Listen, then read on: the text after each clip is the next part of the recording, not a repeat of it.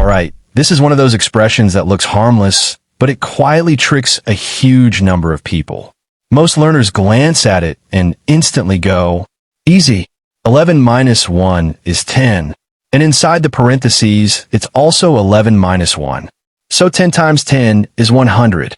Oh no, that's the classic trap. It feels right, it looks neat, but it completely breaks the order of operations. Let's slow down and expose the mistake. We always follow PEMDAS. Parentheses, exponents, multiplication and division, addition and subtraction. And remember, multiplication and division have equal strength, and addition and subtraction have equal strength. We always move from left to right inside each level.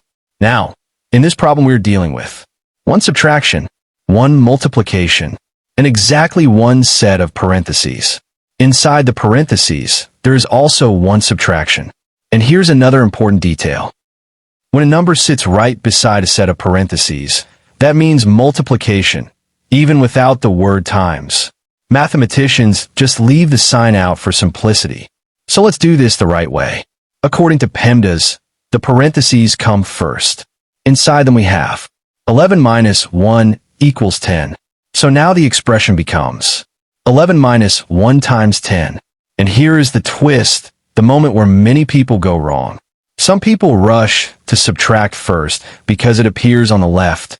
But PEMDAS does not say left to right before everything. It says multiplication has a higher priority than subtraction. So before we touch that subtraction, we must handle the multiplication. 1 times 10 equals 10. Now the expression is simply 11 minus 10, and that gives us 1.